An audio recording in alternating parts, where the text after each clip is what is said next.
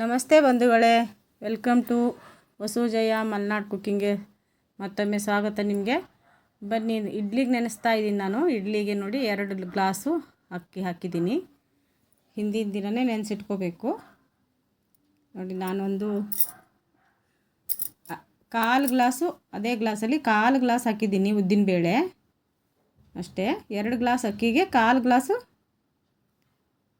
ಉದ್ದಿನಬೇಳೆ ಹಾಕಿ ತೊಳೆದ್ಬಿಟ್ಟು ಒಂದು 5-6 ಸಲ ತೊಳೆದು ನೆನೆಸಿಟ್ಕೊಂಡಿದ್ದೀನಿ. ಇವಾಗ ವಡೆಗೆ ನೋಡಿ 1 ಗ್ಲಾಸು, ನೀವು ಎಷ್ಟಾರು ಹಾಕ್ಕೋಬೋದು, ನಾನು 1 ಗ್ಲಾಸ್ ಹಾಕಿದ್ದೀನಿ. ತೊಳೆದು ನೆನೆಸಿ ಇಟ್ಕೊಂಡ್ಬಿಡ್ತೀನಿ. ಒಂದು 5-6 ಸಲ ಚೆನ್ನಾಗಿ ತೊಳಿಬೇಕು. ನೋಡಿ, ಈಗ ನೆನೆಸಿ 5 ತಾಸು ನೆನೆಸಿದ್ದೆ ನಾನು ಅಕ್ಕಿ ಉದ್ದಿನಬೇಳೆ ನೆನೆಸಿದ್ದೆ ಅಲ್ಲ ಇಡ್ಲಿಗೆ, ಅದನ್ನು ನಾನು ನೋಡಿ ಈ ಥರ ಆಗಿದೆ ಮೆತ್ತಗೆ. ನೋಡಿ ಈ ಥರ ಮಾಡ್ತಿದ್ದೀನಿ.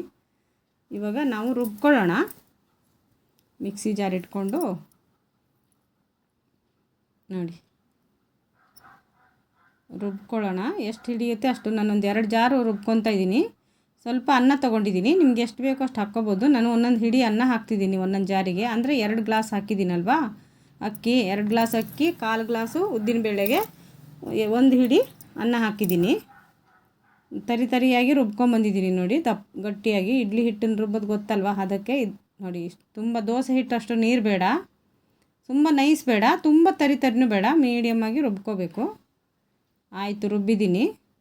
ರುಬ್ಬಿಗ ರುಚಿ ತಕ್ಕಷ್ಟು ಉಪ್ಪು ಹಾಕ್ಕೊಳ್ಳೋಣ.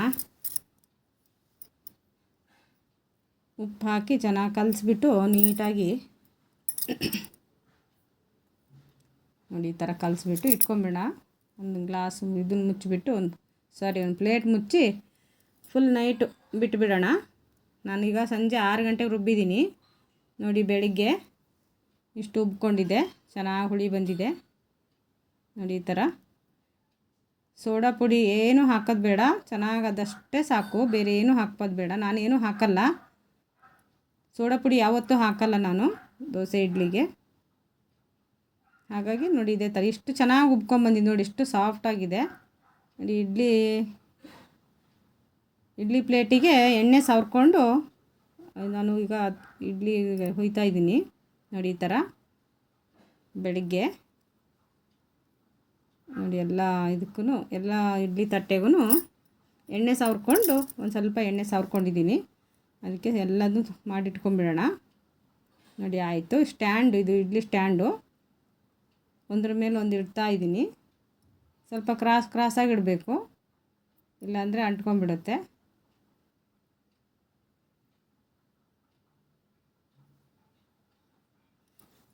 ಯಾರೆಲ್ಲ ನನ್ನ ಚಾನಲ್ ನೋಡ್ತಿದ್ದೀರಾ ಫ್ರೆಂಡ್ಸ್, ಮೊದಲು ಸಬ್ಸ್ಕ್ರೈಬ್ ಮಾಡಿ, ಲೈಕ್ ಮಾಡಿ ಫ್ರೆಂಡ್ಸ್. ನಿಮ್ಮ ಲೈಕು ನನಗೆ ತುಂಬ ಮುಖ್ಯ. ಇವಾಗ ಗ್ಯಾಸ್ ಹಚ್ಚಿಬಿಟ್ಟು ಒಂದು 15 ನಿಮಿಷ ಬೇಯಿಸ್ಕೊಳ್ಳೋಣ ಇಡ್ಲಿನ. ಇಡ್ಲಿ ಪಾತ್ರೆ ಇಟ್ಟಿದ್ದೀನಿ.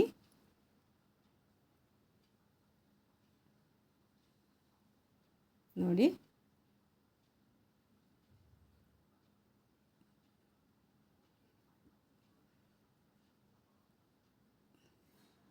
ಇವಾಗ ಇಡ್ಲಿ ಅದ್ರ ಪಾಡಿ ಬೇಯ್ತಾ ಇರುತ್ತೆ. ಇವಾಗ ನಾವು ವಡೆಗೆ ನೆನೆಸಿದ್ವಲ್ಲ, ಇದು ನಾನು ಸಂಜೆ 7 ಗಂಟೆಗೆ ನೆನೆಸಿದ್ದು. ಸಾಯಂಕಾಲ 7 ಗಂಟೆಗೆ, ಬೆಳಗ್ಗೆ ಮಾಡ್ಕೊಳ್ಳೋದಾದರೆ ಸಂಜೆ 7 ಗಂಟೆಗೆ ನೆನೆಸಿದ್ದೆ.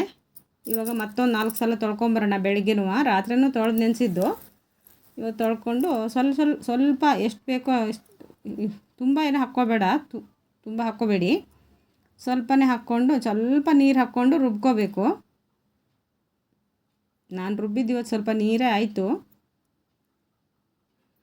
ನೈಸಾಗಿ ರುಬ್ಕೋಬೇಕು ನೋಡಿ. ನೈಸಾಗಿದೆ, ಎಷ್ಟು ನೈಸಾಗಿದೆ ನೋಡಿ. ಎಲ್ಲ ರುಬ್ಕೊಂಬಂದಿದ್ದೀನಿ ಇದೇ ಥರ ಮಾಡಿ.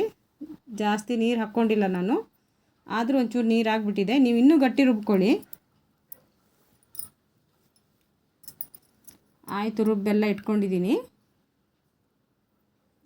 ಫ್ರೆಂಡ್ಸ್. ಸಬ್ಸ್ಕ್ರೈಬ್ ಮಾಡಿ, ಶೇರ್ ಮಾಡಿ, ಲೈಕ್ ಮಾಡಿ ಫ್ರೆಂಡ್ಸ್. ಕಮೆಂಟ್ ಮಾಡಿ. ಉಪ್ಪು ಹಾಕ್ಕೊಂಡಿದ್ದೀನಿ, ರುಚಿಗೆ ತಕ್ಕಷ್ಟು ಉಪ್ಪು ಹಾಕ್ಕೊಳ್ಳೋಣ. ಹಾಗೆ ಒಂದು ಸೈಡಿಗೆ ಎಣ್ಣೆ ಇಟ್ಕೊಂಡಿದ್ದೀನಿ ನಾನು ಕಾಯಲಿಕ್ಕೆ ನೋಡಿ. ಆ ಸೈಡು ಸಣ್ಣದಾಗಿ ಹೆಚ್ಚಿಟ್ಕೊಂಡಂಥ ಹಸಿ ತೆಂಗಿನಕಾಯಿ ಹಾಕಿದ್ದೀನಿ, ಕೊಬ್ಬರಿ, ಆಮೇಲೆ ಸ್ವಲ್ಪ ಕರಿಬೇವಿನ ಸೊಪ್ಪು ಹೆಚ್ಚಾಕ್ಕೊಂಡಿದ್ದೀನಿ, ಉಪ್ಪು ಹಾಕಿದ್ದೀನಿ ಅಷ್ಟೇ. ಮತ್ತೇನು ಹಾಕಲ್ಲ ಇದಕ್ಕೂ ಅಷ್ಟೇ. ಸೋಡಾ ಪುಡಿ ಹಾಕಲ್ಲ. ಸ್ವಲ್ಪ ಜೀರಿಗೆ ಹಾಕ್ಕೊಳ್ಳೋಣ. ನಿಮ್ಗೆ ಇದಕ್ಕೆ ಬೇರೆ ಬೇರೆ ಏನಾದ್ರು ಶುಂಠಿ ಹಾಕ್ಕೋಬೋದು, ಈರುಳ್ಳಿ ಹಾಕ್ಕೋಬೋದು, ಹಸಿಮೆಣ್ಸಿನ್ಕಾಯಿ ಹಾಕ್ಕೋಬೋದು, ಒಬ್ಬೊಬ್ರು ಒಂಥರ ಹಾಕ್ಕೊತಾರೆ. ಇದು ಸ್ವಲ್ಪ ನೀರಾಯಿತು ಫ್ರೆಂಡ್ಸ್, ಇನ್ನೂ ಗಟ್ಟಿ ರುಬ್ಕೊಂಡ್ರೆ ಇನ್ನೂ ಚೆನ್ನಾಗಿರುತ್ತೆ. ನಾನು ಸ್ವಲ್ಪ ನೀರಾಯಿತು, ಅದಕ್ಕೆ ನೀರಾದರೆ ಏನು ಮಾಡಬೇಕಪ್ಪ ಅಂದರೆ, ಚಿರೋಟಿ ರವೆ ಇದ್ದರೆ ಚಿರೋಟಿ ರವೆ 1-2 ಸ್ಪೂನ್ ಹಾಕ್ಕೊಳ್ಳಿ. ನಾನು ಚಿರೋಟಿ ರವೆ ಇರಲಿಲ್ಲ, ಅದಕ್ಕೆ ಅಕ್ಕಿ ಹಿಟ್ಟನ್ನು 2 ಸ್ಪೂನ್ ಹಾಕ್ತಾಯಿದ್ದೀನಿ ಅಷ್ಟೇ. 1-1.5 ಸ್ಪೂನ್ ಹಾಕಿದ್ದೀನಿ, ಸಾಕಾಗುತ್ತೆ ನೋಡಿ. ಚೆನ್ನಾಗಿ ಕಲಿಸ್ಕೋಬೇಕು, ಎಲ್ಲ ಮಿಕ್ಸ್ ಮಾಡ್ಕೋಬೇಕು. ಇನ್ನೊಂದು ಸ್ವಲ್ಪ ಗಟ್ಟಿ ಆದರೆ ನಿಮಗೆ ಫಸ್ಟ್ ಮಾಡೋರಿಗೆಲ್ಲ ಇನ್ನೊಂದು ಚೂರು ಗಟ್ಟಿಯಾಗೆ ರುಬ್ಕೊಳ್ಳಿ. ಇನ್ನೊಂದು ಸ್ವಲ್ಪ ಗಟ್ಟಿ ರುಬ್ಕೊಂಡ್ರೆ ಚೆನ್ನಾಗಿ ಬರುತ್ತೆ ನೋಡಿ. ಈ ಥರ ಕೈಯಲ್ಲಿ ನೀರು ಮುಟ್ಕೊಂಡು ನೋಡಿ, ಈ ಥರ ಮಾಡಿ ಎಣ್ಣೆಲಿ ಬಿಡ್ತಾಯಿದ್ದೀನಿ ನೋಡಿ. ಕೈಗೆ ನೀರು ಮುಟ್ಕೋಬೇಕು ಫಸ್ಟೇಯ ನೋಡಿ. ಈ ಥರ ಉಂಡೆ ಕಟ್ಬಿಟ್ಟು ಒಂದೇ ಕೈಯಲ್ಲಿ ಈ ಥರ ಮಾಡಿಬಿಡೋಣ. ಫಸ್ಟ್ ಒಂದು ಆದ ತಕ್ಷಣ ಇನ್ನೊಂದು ಮಾಡ್ಬೇಕಾದ್ರೆ ಕೈಗೆ ಎಣ್ಣೆ ಹಚ್ಕೊಂಡ್ಲೇಬೇಕು, ನೀರು ಹಚ್ಕೊಂಡ್ಲೇಬೇಕು, ಎಣ್ಣೆ ಅಲ್ಲ, ನೀರು ಹಚ್ಕೊಂಡ್ಲೇಬೇಕು. ಇಲ್ಲಾಂದ್ರೆ ಅದು ಕೈಯಿಂದ ಬಿಡೋದಿಲ್ಲ. ನೀರು ಹಚ್ಕೊಂಡ್ಬಿಟ್ರೆ ಬಿಡುತ್ತೆ ಅದು ನೀಟಾಗಿ ನೋಡಿ. ಈ ಥರನೂ ಮಾಡ್ಬೋದು ನೋಡಿ, ಈ ಥರನೂ ಮಾಡ್ಬೋದು. ನಿಮಗೆ ಒಂದು ತಟ್ಟೆ ತೊಗೊಂಡು ಒಂದು ಬೌಲ್ ಇರುತ್ತಲ್ಲ, ಸಾರು ಚಟ್ನಿ ಹಾಕೋ ಬೌಲು, ಆ ಬೌಲಿನ ಹಿಂದ್ಗಡೆನೇ ನೀರು ಹಚ್ಕೊಂಡು ಅದ್ರ ಮೇಲೆ ಹಿಟ್ಟು ಹಚ್ಚಿ ಹೀಗೂ ಬಿಡ್ಬೋದು. ನಾನು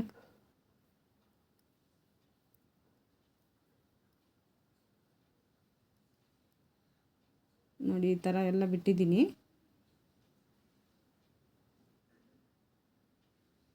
ನೋಡಿ, ಎಲ್ಲ ಬೆಂದಿದೆ.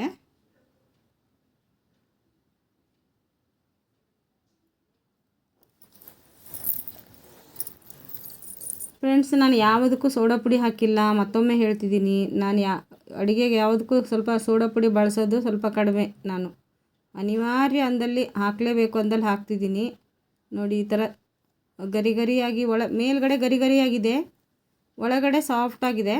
ಮಕ್ಕಳಿಗೂ ದೊಡ್ಡವರಿಗೂ ಎಲ್ಲರಿಗೂ ತಿನ್ಲಿಕ್ಕೆ ತುಂಬ ಚೆನ್ನಾಗಿರುತ್ತೆ ನೋಡಿ. ಇಡ್ಲಿ ಬೆಂದಿದೆ, ಆ ಕಡೆ ವಡೆ ಆಯಿತು, ಈ ಕಡೆ ಇಡ್ಲಿ ಬೆಂದಿದೆ.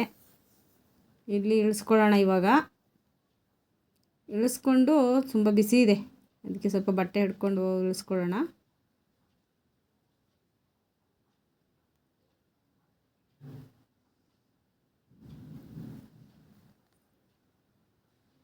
ನೋಡಿ ಫ್ರೆಂಡ್ಸ್, ಇಟ್ಟಿದ್ದೀನಿ ಇಡ್ಲಿ, ಸರ್ವ್ ಮಾಡ್ತಾ ಇದ್ದೀನಿ ನೋಡಿ.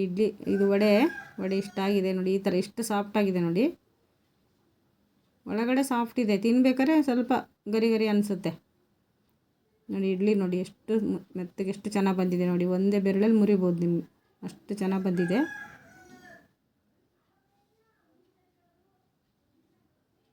ಚಟ್ನಿ ಸಾಂಬಾರು ಜೊತೆ. ಓಕೆ ಫ್ರೆಂಡ್ಸ್, ಬಾಯ್.